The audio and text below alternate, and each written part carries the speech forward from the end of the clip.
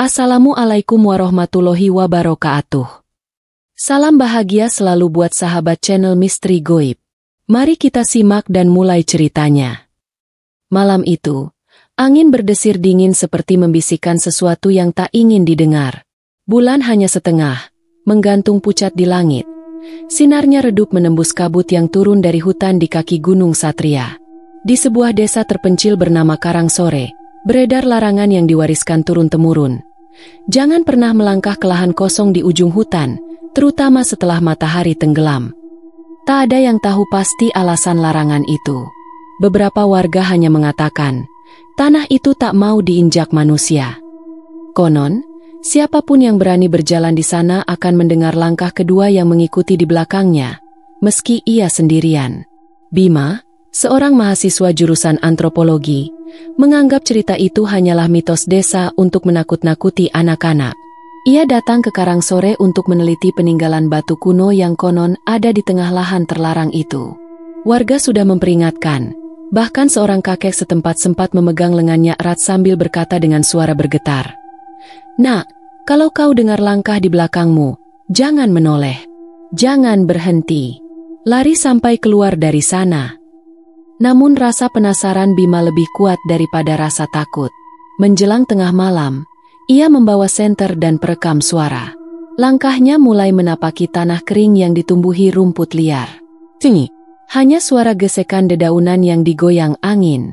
Ketika ia sudah semakin jauh dari batas hutan, tanah di bawah kakinya terasa aneh, dingin, seperti menyerap panas tubuhnya. Ia berhenti sejenak untuk merekam kesan pertama. Lalu, duk, duk, terdengar langkah pelan di belakangnya. Tepat setelah ia melangkah, jantungnya mulai berdegup cepat. Ia menoleh, meski peringatan kakek itu masih terngiang. Senter menyapu gelap. Tidak ada siapa-siapa. Tapi bau tanah basah bercampur amis tiba-tiba menyengat hidungnya. Dan dari kabut tipis, sesuatu seperti bayangan manusia perlahan membentuk diri. Bima terdiam. Tubuhnya membeku sejenak di tempatnya berdiri. Bayangan itu semakin jelas, perlahan membentuk sosok manusia yang tinggi besar, meskipun tampak kabur dan mengabur di tengah kabut. Sungguh aneh, bayangan itu seperti tidak terpengaruh oleh cahaya senter yang bersinar terang. Ketakutan mulai merayapi setiap inci tubuhnya. Ia berusaha meyakinkan diri, mungkin hanya ilusi, hanya permainan cahaya dan kabut. Namun, langkah-langkah itu, duk, duk, duk, terus mengikuti dengan irama yang semakin dekat. Jantung Bima berpacu begitu cepat, hampir terdengar di telinganya. Dia berbalik dan berlari tanpa berpikir panjang. Langkahnya tak lagi teratur. Tanah yang semula keras dan kokoh kini terasa seperti menghisap kakinya, seolah ada kekuatan tak terlihat yang menariknya. Setiap kali ia menoleh, bayangan itu semakin mendekat. Bahkan terdengar tawa pelan yang menyeramkan, memecah kesunyian malam. "Apa yang kau lakukan di sini?" Suara itu muncul begitu dekat, meski Bima tidak melihat siapa yang mengatakannya. Suaranya seperti datang dari dalam tanah, berat dan bergema, seolah berasal dari kedalaman dunia lain. Bima berhenti sejenak, menarik napas dalam-dalam. Sungguh tidak mungkin ini nyata. Ia mencoba melanjutkan lari, namun langkahnya semakin terhambat. Kakinya seperti tertarik ke tanah yang semakin basah. Saat itulah ia melihat sesuatu yang lebih mengerikan. Di seberang, beberapa meter di depannya, tanah di bawah bayangan itu terangkat, dan tampak tangan-tangan berkeriput menjulur keluar, seolah dari bawah tanah, merayap naik dengan cakar yang tajam. Bima menjerit, dan baru saat itulah ia sadar bahwa suaranya teredam oleh tanah yang seakan menelan dunia di sekitarnya. Tanah itu mulai bergerak, seakan hidup. Sesuatu yang lebih besar dan lebih mengerikan mulai bangkit. Dan kini, ia merasakan bahwa ia bukan lagi di dunia yang sama. Hanya ada satu hal yang terlintas di benaknya. Lari, atau mati. Bima berlari dengan sekuat tenaga. Kakinya kini terasa berat. Setiap langkah dipenuhi dengan rasa takut yang makin menguat. Tanah di bawahnya terasa mengembang, seolah ingin menelannya hidup-hidup. Ia menoleh sekali lagi, dan untuk sesaat ia melihat bayangan itu semakin jelas. Kini terpapar oleh sinar bulan yang menyusup melalui kabut. Wujudnya bukan manusia lagi. Bayangan itu menyerupai sosok raksasa dengan tubuh hitam legam yang berlapis lumut. Matanya bersinar merah, seperti bara api yang membara. Mulutnya menganga lebar, memperlihatkan taring yang tajam, bercampur bau busuk yang tak terkatakan. Dan yang paling mengerikan, tangan-tangan yang menjulur keluar dari tanah itu mulai bergerak ke arah Bima, seperti ingin mengikatnya dalam pelukan yang mematikan. Namun, Bima tidak bisa berhenti. Instingnya berteriak, mendorongnya untuk terus berlari meski tubuhnya hampir tidak mampu lagi bergerak. Tanah itu menyesakkan, menarik tubuhnya ke bawah. Ia menjerit, mencoba menginjakkan kaki ke tanah yang keras, tapi langkahnya semakin melambat. Saat itulah, dengan sekejap, tanah di bawahnya terbuka lebar, dan Bima terjatuh ke dalamnya.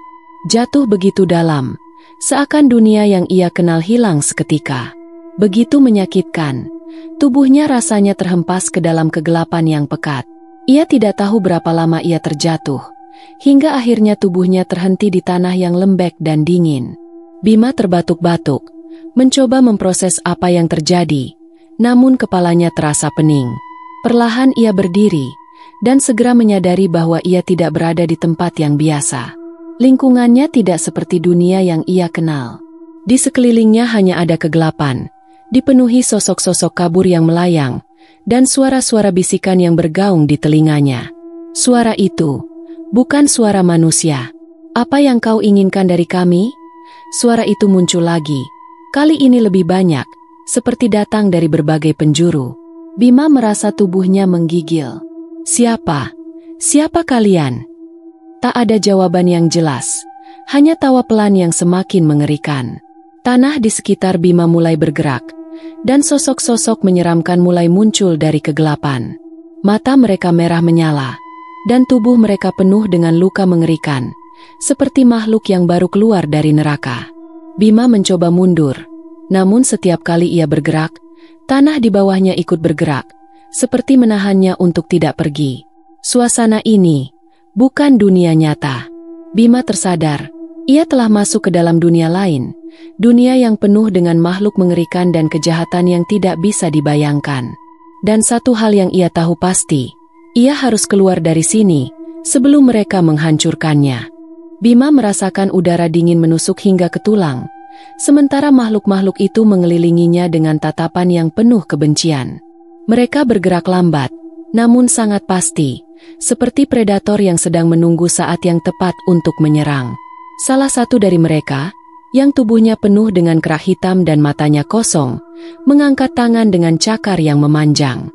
Kau melangkah ke tanah terkutuk, manusia. Bisik suara itu, terdengar seperti gabungan berbagai suara yang berteriak, saling berbenturan. Kau telah menginjak tempat kami, dan kini kau akan membayar harga yang mahal. Bima mencoba berteriak, tetapi kata-katanya tertahan oleh tenggorokannya. Ia merasa tubuhnya semakin lemah, seolah makhluk-makhluk itu menyerap energinya. Tanah di bawahnya semakin mengikat kaki dan tangannya, seakan ia tidak bisa bergerak lagi.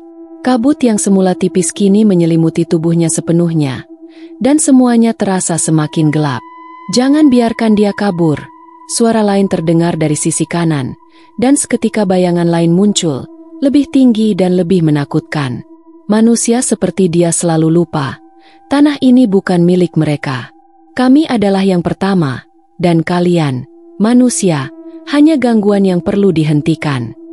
Bima mendengar suara-suara itu semakin kuat, semakin mendekat, dan hatinya dipenuhi oleh rasa putus asa. Ia tahu, jika ia tidak segera keluar, ia akan menjadi salah satu dari mereka, terperangkap di dunia ini selamanya, tanpa kesempatan untuk kembali ke dunia nyata. Namun, ia tidak tahu bagaimana caranya. Apa yang harus ia lakukan? Tiba-tiba, dalam sekejap, bayangan besar yang mengerikan itu muncul tepat di depan wajahnya. Sebuah tangan raksasa muncul dari kegelapan, terbuat dari tanah basah yang mengalir seperti darah, menggapai lehernya dengan cakar yang siap merobeknya. Dalam ketakutan yang meluap, Bima merasakan panas yang membakar sekujur tubuhnya, dan sesaat pikirannya terfokus pada satu hal, lari. Namun, sebelum tangan itu menyentuhnya, ia mendengar suara lain, suara yang familiar namun penuh kemarahan. Apa yang kalian lakukan pada anakku? Bima terperanjat. Ia menoleh dan melihat sosok yang muncul dari dalam kabut. Seorang wanita, kulitnya pucat, matanya kosong dan penuh kesedihan. Ia mengenakan pakaian tradisional yang sobek, dan rambutnya yang panjang mengalir bebas, seakan terhanyut angin yang tidak ada. Aku sudah memperingatkan kalian, kata wanita itu dengan suara yang lembut, namun penuh amarah. Wanita itu mengangkat tangannya, dan tiba-tiba makhluk-makhluk itu menjerit, mundur beberapa langkah. Kekuatan luar biasa menyelimuti area sekitar Bima, dan tanah yang mengikat tubuhnya mulai terlepas. Wanita itu mendekat, menatap Bima dengan tatapan penuh penyesalan. Kau berani melangkah di tanah terkutuk ini. Kini, kau harus menebus kesalahan itu dengan darah. Tiba-tiba, suara jeritan yang mengerikan terdengar dari dalam tanah, dan tanah itu mulai terbelah, mengeluarkan suara menderu yang menggetarkan. Wanita itu menatap Bima, lalu berkata dengan suara yang lirih, "Tapi aku akan memberimu kesempatan untuk pulang. Pergilah, sebelum semuanya terlambat." Tanpa berpikir panjang, Bima berlari sekuat tenaga, mengikuti cahaya yang samar-samar tampak di kejauhan.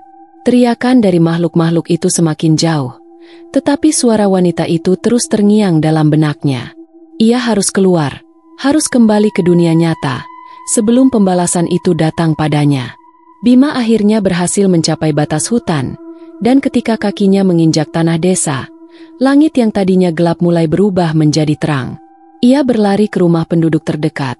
Napasnya terengah-engah, jantungnya berdebar keras. Namun, ketika ia menoleh ke belakang, ia tidak melihat apa-apa. Semua kembali tampak normal, seakan tidak ada yang terjadi. Namun, di dalam hatinya, Bima tahu, itu bukan akhir dari segalanya. Pembalasan dari dunia lain selalu menunggu, dan tanah terkutuk itu tidak pernah melupakan jejak langkah siapapun yang berani menginjaknya. Ia hanya berharap, seiring waktu, tanah itu tidak kembali mengingat namanya.